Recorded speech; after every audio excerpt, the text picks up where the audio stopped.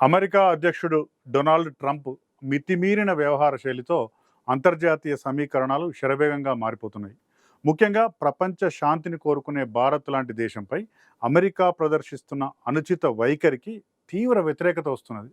భారత్ లాగానే అమెరికా ఆంక్షలకు, సుంకాలకు ప్రభావితమవుతున్న 12 దేశాలు ఒక్క తాటిపై రావడానికి సిద్ధమవుతున్నాయి. అమెరికాకు వ్యతిరేకంగా ప్రపంచ దేశాల మద్దతు కూడగట్టడంలో భారత ప్రధానమంత్రి నరేంద్ర మోడీ చేస్తున్న కృషి మంచి ఫలితాలు ఇస్తున్నది.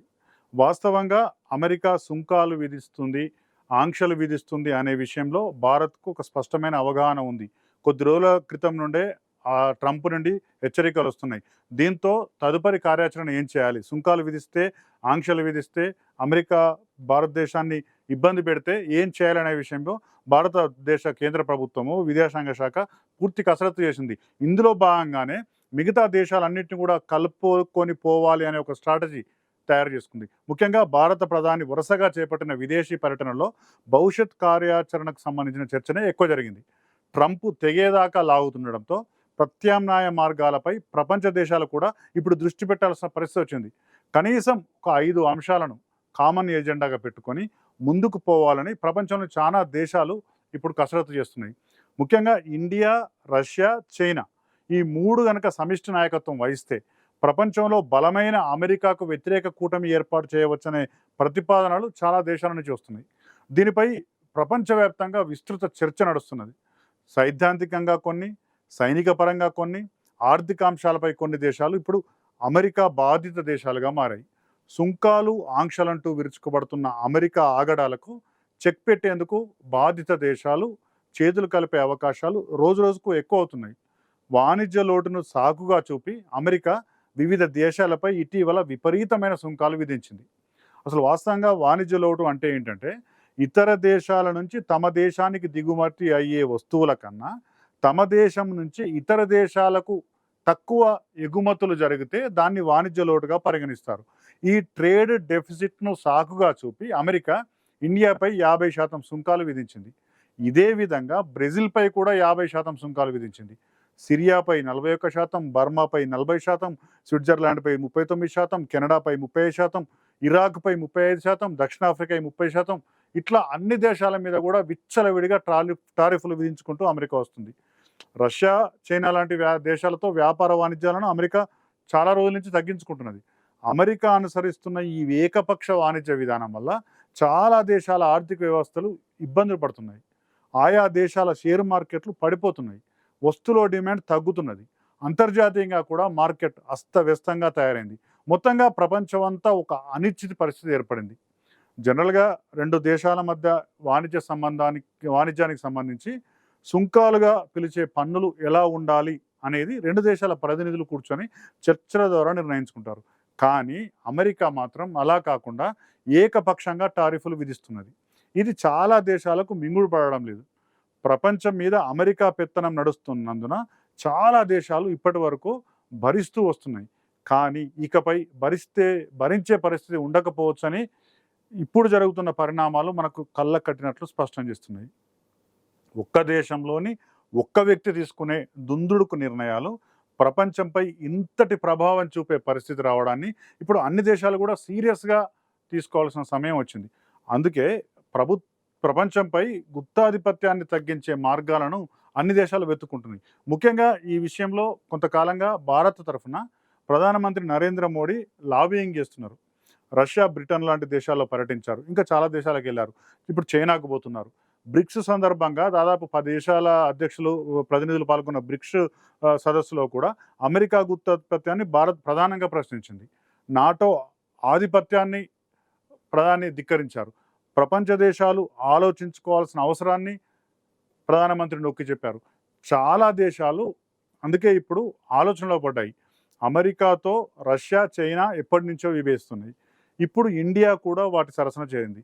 ఉత్తర కొరియాతో, ఇరాక్తో అమెరికాకు ఎప్పటి నుండో వైరం ఉన్నది. ఇండియాతో సమానంగా 50% సుంకాలు చెల్లించాల్సి రావడంతో బ్రెజిల్ కూడా అమెరికా మీద గుర్రుగానే ఉంది. పాలస్తీనాకు మద్దతు పలికిన దగ్గర నుండి పొరుగు దేశమైన కెనడాపై అమెరికా ఆగ్రహంతో ఉంది. దక్షిణాఫ్రికా, సిరియా, వెనిజులా, స్విట్జర్లాండ్ లాంటి దేశాలు కూడా అధిక సుంకాల బాధిత దేశాలే. అమెరికాతో శత్రుత్వం లేకున్నప్పటికీ భారత్‌తో అతిపెద్ద ట్రేడ్ డీల్ చేసుకున్నందుకు బ్రిటన్ మీద కూడా ట్రంప్ అసహనంగానే ఉన్నట్టు వార్తలొస్తున్నాయి. ఇలా ప్రపంచవ్యాప్తంగా దాదాపు 12 బలమైన దేశాలు ఇప్పుడు అమెరికాకు వ్యతిరేకంగా కామన్ మినిమమ్ ప్రోగ్రామ్ పెట్టుకొని ముందుకు పోయే దిశగా మంతనాలు సాగుతున్నాయి.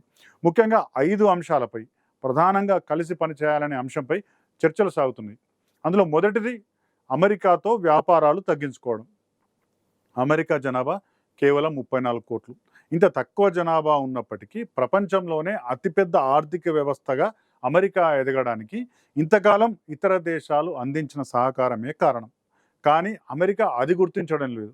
కాబట్టి ఇకపై అమెరికాపై ఆధారపడడం, ఆ దేశంతో వ్యాపారం చేయడం బాగా తగ్గించుకోవాలని చాలా దేశాలు ఆలోచిస్తున్నాయి. అమెరికాతో కన్నా ఆసియా, ఆఫ్రికా, యూరప్ ఈ 3 ఖండాల మధ్య వ్యాపారం ఎక్కువగా చేసుకోవాలని చాలా దేశాలు ఆలోచిస్తున్నాయి. అమెరికా నుంచి ఆయుధాల కొనుగోలు నిలిపివేయాలని భారత ప్రభుత్వం నిర్ణయించుకోవడం కూడా ఈ వ్యాపారం తగ్గించుకోవాలని నిర్ణయించుకోవడంలో భాగమే. ఇక రెండవది ప్రధాన అంశం డాలర్ ప్రాబల్యం బాగా తగ్గించడం. ఇప్పటికీ ప్రపంచాన్ని అమెరికన్ డాలర్ శాసిస్తున్నది. దీనికి కారణం అమెరికన్ డాలర్లలోనే అన్ని దేశాల మధ్య వర్తక వాణిజ్యం జరగడం. ఏ రెండు దేశాల మధ్య వ్యాపారం జరిగినా చెల్లింపులు మాత్రం డాలర్లలో జరుగుతున్నాయి.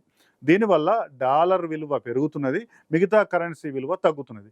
కాబట్టి ఇకపై డాలర్ను మారక ద్రవ్యంగా కాకుండా తమ సొంత కరెన్సీని మాత్రమే మారక ద్రవ్యంగా ఉపయోగించుకోవాలని చాలా దేశాలు నిర్ణయానికి వచ్చాయి.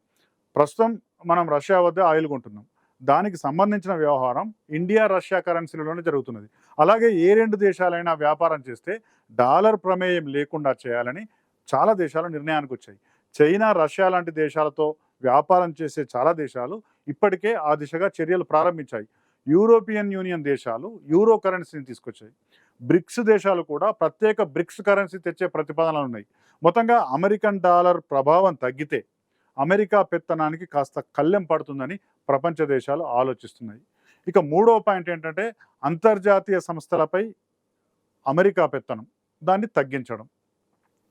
ప్రస్తుతం అంతర్జాతీయ సంస్థలన్నీ అమెరికా కనుసన్నల్లోనే నడుస్తున్నాయి. United Nations Organisation, Security Council, WTO, WMF లాంటి సంస్థలు, ఇంకా ఏవైతే అంతర్జాతీయ సంస్థలు ఉన్నాయో వాటన్నిటిపై కూడా అమెరికా మోనోపలి ఉంది. అందుకే ఇటీవల అంతర్జాతీయ సంస్థల్లో అన్ని దేశాలకు భాగస్వామ్యం ఉండాలనే డిమాండ్ చాలా ఊపందుకున్నది. బ్రిక్స్ సదస్సులో కూడా భారత ప్రధాని నరేంద్ర మోడీ ఈ అంశం మీదనే ఎక్కువ మాట్లాడారు. ఇతర దేశాల నుంచి కూడా దీనికి సానుకూల స్పందన వచ్చింది. ఇక ముందు కూడా అంతర్జాతీయ సంస్థలపై అమెరికా పెత్తనాన్ని తగ్గించే ప్రయత్నాలు జోరుగా సాగే అవకాశాలు ప్రస్తుత పరిణామాలు బట్టి కనిపిస్తున్నాయి. ఇక నాలుగో అంశం నాటో దూకుడుకు కళ్ళెం వేయడం.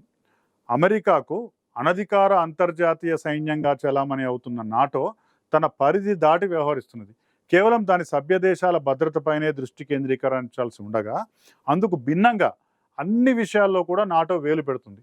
ఇటీవలనే నాటో సెక్రటరీ జనరల్ మార్కో రుట్టే ఏకంగా భారత్ని హెచ్చరించారు. పుతిన్కు ఫోన్ చేసి ఉక్రెయిన్తో యుద్ధం ఆపమని చెప్పాలని భారత్ని హెచ్చరించారు. దీంతో ఇండియా కూడా నువ్వెవరు, నీకేం సంబంధం అంటూ ఘాటుగానే రిప్లై ఇచ్చింది. మిగతా దేశాలు కూడా నాటో విపరీత పోకడలను నిరసిస్తున్నాయి. అందుకే ఏ దేశ వ్యవహారాల్లో కూడా నాటో జోక్యం చేసుకోకుండా కట్టడి చేయాలని చాలా దేశాలు నిర్ణయించుకున్నాయి. ఇక ఐదవది, చివరిది, అతి ముఖ్యమైనది ఏంటంటే బ్రిక్స్ బలోపేతంపై దృష్టి పెట్టడం. అటు నాటోకు, ఇటు G7 గ్రూప్ 7 దేశాలకు ఇప్పుడు బ్రిక్స్ ప్రధాన పోటీదారుగా మారింది. బ్రెజిల్, ఇండియా, చైనా, రష్యా దేశాలతో ఏర్పడిన బ్రిక్స్ దక్షిణాఫ్రికా చేరడంతో చాలా బలోపేతమైంది. తర్వాత వరుసగా Egypt, Ethiopia, Iran, Saudi Arabia, United Arab Emirates కూడా బ్రిక్స్లో చేరాయి. బ్రిక్స్ దేశాల సదస్సు కూడా క్రమం తప్పకుండా జరుగుతున్నది. ఇందులో అంతర్జాతీయ వ్యవహారాలపై సీరియస్ చర్చ నడుస్తున్నది. బ్రిక్స్ సభ్య దేశాల మధ్య పరస్పర సహకారం పెరుగుతున్నది. వాస్తవంగా బ్రిక్స్ దేశాలు చాలా శక్తివంతమైన దేశాలు. ఈ సభ్య దేశాల జనాభా ప్రపంచ జనాభాలో 56%. బ్రిక్స్ దేశాల ఆర్థిక వ్యవస్థల జీడిపి $77 ట్రిలియన్. G7 దేశాల జీడిపి కేవలం 57%. అంటే జనాభా పరంగా చూసినా, ఆర్థిక శక్తి పరంగా చూసినా బ్రిక్స్ చాలా శక్తివంతమైంది. బ్రిక్స్ బలమైన శక్తి కాబట్టి భవిష్యత్తులో ఇంకా బలవంతం కావాలని సభ్య దేశాలు ముందుకు పోతున్నాయి. 2026లో అంటే వచ్చే సంవత్సరం బ్రిక్స్ సదస్సు భారత్‌లోనే జరుగుతున్నది. ఇందులో రష్యా, చైనా అధ్యక్షులతో పాటు అనేక దేశాల అధ్యక్షులు కూడా పాల్గొబోతున్నారు. ఇందులో కూడా అమెరికా గుత్తాధిపత్యంపై ఎక్కువ చర్చ జరిగే అవకాశం ఉంది. బ్రిక్స్‌ను బలోపేతం చేసే అంశం మీద కూడా ఎక్కువ చర్చ ఎక్కువ చర్చ జరిగే అవకాశం ఉంది. మొత్తంగా ఇప్పుడు అమెరికాతో మైత్రి గురించి ప్రపంచ దేశాలు పునరాలోచనలో పడ్డాయి. అమెరికా గుత్తాధిపత్యానికి చెక్ పడడానికి ఇక ఎంతో సమయం లేదు అనే వాతావరణం మాత్రం ఇప్పుడు ప్రపంచవ్యాప్తంగా కనిపిస్తున్నది.